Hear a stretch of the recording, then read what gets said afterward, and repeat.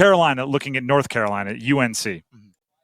To me, this weekend is a big weekend for them because it begins like AT after Tez. Okay. Right? It's the AT era of the 2023 Carolina Tar Heels. Okay. And it needs to be, right? It's the waiver denial, that part of everything. You need to move on from it. If you're the football team at North Carolina, it's time. And I emphasize football team, okay?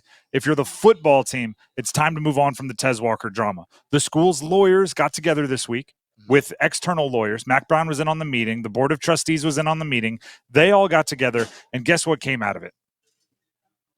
Nothing. Not really. The reports were that they're going to continue to examine all of their options, which is, we had a meeting, and we're going to meet about the meeting. It probably could have been an email, but it's a meeting. Right? Yeah. It's one of those meetings where you walk out going, we're in the same place we were when we got there, huh? This probably could have been an email. So with that being the case, nothing came out of it because I don't think they have anything they can do. You might be right on that. They got all of their internal lawyers with all of their external lawyers, and they hired outside counsel, and they got together and they talked about all the options, and all they came away with was, we're going to continue talking about options. And I think that means there's nothing they can do, which means the football team has to move on. Mm-hmm. If you don't want to waste the 2023 season, which, oh, by the way, is likely the last season you'll have Drake May on campus. So if you don't want to waste the last season you have Drake May on campus, now's the time to turn the page. Which I'm getting the sniff test that they might not be doing it. Here's Mac Brown on the Ryan Russillo podcast talking about the Tez Walker situation and, more importantly, Mac Brown's statement about the NCAA. Ryan, I felt like I had to defend the young man because I thought he was wrong. And our university looked at it hard. We're not against what's happening with the transfer portal. We don't think people should be able to transfer twice. His situation was different, and we wanted common sense in the waiver, and we didn't get that, and that was the disappointing thing. And I felt like for him, everybody's talking about me calling out the NCAA. I really felt like I was taking up for him because he's a young man that was a top 50 pro prospect. Now he doesn't get to go to the NFL. He's a guy who would have been able to really help himself in the NIL market. Now he really doesn't have a chance to do that. So talking about damages, his life has completely changed. Few things on that. Mm-hmm. One, it's very obvious Mac Brown still hung up on it. Oh, He is not a coach that is doing the we're going to control what we're going to control and we're going to move on to the next week thing. Also, I would argue Tez Walker has a massive name, image, and likeness possibility. If he just put out shirts with his face on it that said free Tez and charged $19.99 a t-shirt, oh gosh, I think he might do okay. Yeah. So let's not pretend like all of his name, image, and likeness possibilities are gone. The NFL may have to wait. That's a bummer. But again, because it's a bummer doesn't mean you have to harp on it. Yeah.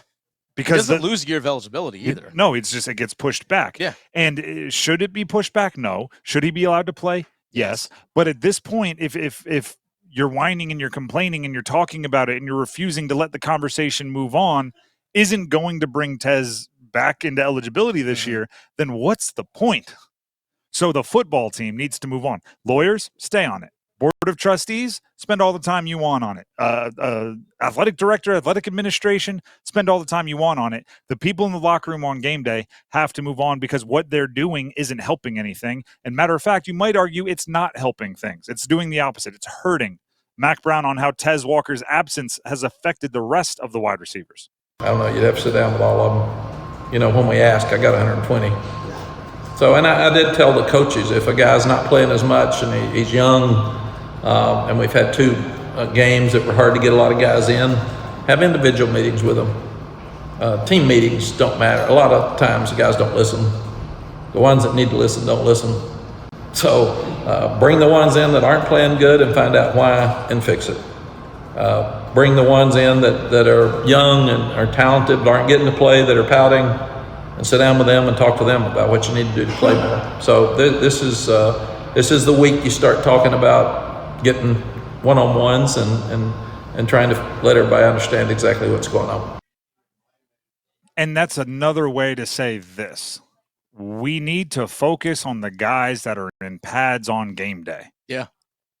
Right? We need to have individual meetings. We need to talk to the young guys. We need to talk to the guys that are playing and not playing well. You need to talk to the guys that are playing and playing well. You need to talk to Drake. You need to have Drake talk to the receivers. You need to focus on the people wearing pads on game day. Tez is not. Right? And I would argue, don't put a sticker on your helmets in memorial of his 2023 season. Don't make him an honorary captain like you did last game. Don't do those sort of things, because your season now is about the ones that are eligible. And you're playing Minnesota. Minnesota is a Big Ten team. Are they a big, scary Big Ten team? No. Right? They beat the Nebraska Cornhuskers by 3 in week 1. When you're that close to where the Nebraska Cornhuskers are right now, it's you don't want them to be a peer this year. 25-6 last week against, what was it, Eastern Michigan. I don't think either of those results are scary by any stretch of the imagination. Not at all. So Minnesota is a team that you shouldn't be terrified of. You know, PJ Fleck's going to have people rowing boats. He's going to be doing things. Merrily they go. But they need your attention, right? Every team needs your attention, but especially a non-conference, Power 5 conference coming into your house. They're looking to change the vibe of their season. They have a top 20 opponent on the road. They're going to come in fired up. If you have one eye on the game and one eye on the Tez Walker situation, that's a disservice to everybody playing in the game. So Mac Brown saying we need to get our assistant coaches one-on-ones with the players. I'm going, well, we need the coaches focused one-on-one on the players. You need to you need to really turn the page. And Minnesota is a great opportunity to turn the page and start the rest of your season, which you could argue start the season, because up till now it's been off-season stuff bleeding into the actual game action. So the off-season's done. You're through 2 games. Drake May has 2 touchdown passes. Yeah. That needs to change. Right, he needs to average 3 a game. It's at least 2. Yeah, I mean, at the very least, 2.5 we'll settle on. More, but it needs to be that. And guess what? None of them are going to be thrown to Tez Walker. No, they're going to be thrown to Paysor. They're going to be thrown to McCollum. They could be thrown to Hampton or Brooks out of the backfield. You have a stable of position players, a stable of skill position players that they need to be the focus of your offense. So unfortunately, and again, I don't want to downplay the Tez Walker situation. I think it's been appropriately built up over the past month, but a month is enough. Yeah, plenty of time. A month is enough.